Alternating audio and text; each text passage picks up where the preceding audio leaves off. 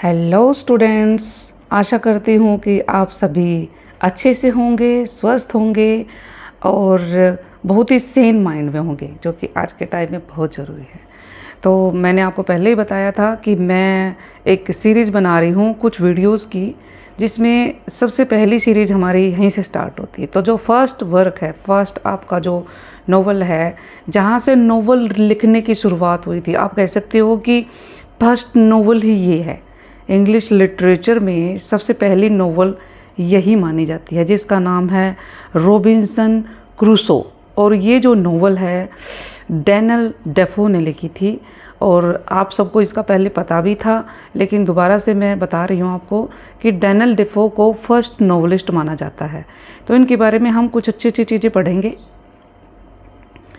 तो देखिए, about the author मैंने लिखा है कि इनका जन्म 1660 में हुआ था और इनकी जो मृत्यु थी वो 1731 में हो गई थी, 24 अप्रैल को। ये इंग्लिश राइटर भी रहे हैं, मर्चेंट भी थे, ये स्पाई का काम भी करते थे और इन्होंने 300 से भी ज़्यादा वर्क्स लिखे हुए हैं।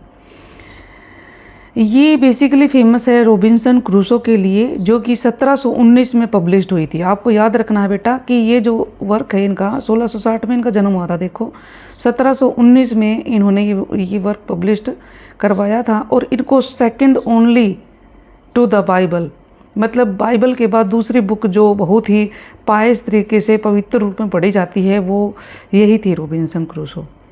इन दी मतलब ये बहुत सारे ट्रांसलेशन हुए हैं इसके बाइबल के, लेकिन पहला वर्क यही माना जाता है बाइबल के बाद, जिसको सेक्रेड वर्क्स में से माना जाता है। Earliest proponent of English novel, इनको इंग्लिश नोवेल के अर्लीस्ट प्रोपोनेंट माना जाता है एफ्रा बहन और सैमुअल रिचर्डसन के साथ। उन दोनों का नाम भी इनके साथ आता है। और जो जोनरा है वो है एडवेंचर नोवेल। यहाँ पे हम जोनरा कौन सी रखेंगे? Adventure novel. इन्होंने कुछ और वर्क आप कह सकते हो वर्क भी लिखे हैं, जैसे कुछ इन्होंने पॉलिटिकल ट्रैक्ट्स लिखे हैं, और इन्होंने प्रिजन में भी टाइम गुजारा है, क्योंकि इन्होंने जो पॉलिटिकल जो ट्रैक्ट लिखा था इसमें कुछ ऐसी बात कह दी थी जो कि शायद स्टेट के अगेंस्ट रही होगी, तो इस वजह से इन्होंने प्रिजन में भी टाइम गुजारा। इनका जन्म हुआ था 4 स्ट्रीट लंदन में, और इनकी जो स्पाउस है वो है मैरी टफले। 8 इनके चिल्ड्रन रहे हैं। तो ये थोड़ा सा ऑथर के बारे में इंफॉर्मेशन थी।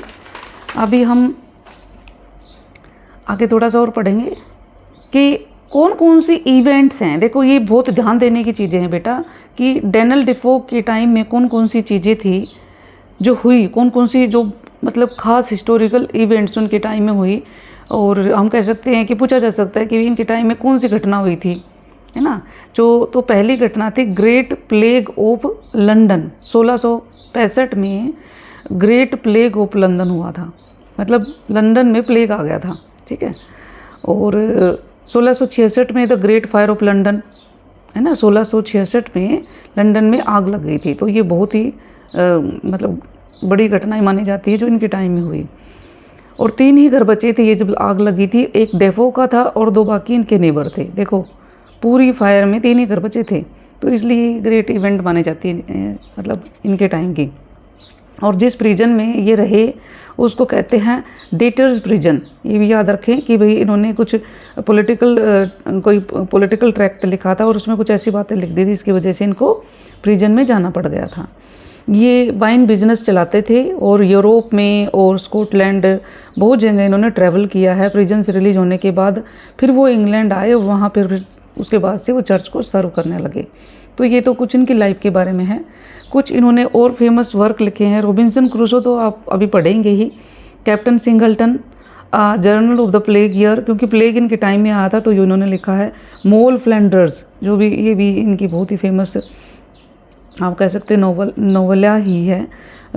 रुखसाना फॉर्चुनेट मिस्ट्रेस, और ऐसे लिखा है इन्होंने प्रोज में। पैम्फलेट कह सकते हैं the shortest way with the dissenter 1702 में, क्योंकि चर्च के प्रति इनकी बहुत ज़्यादा ये प्रेम दिखाते थे।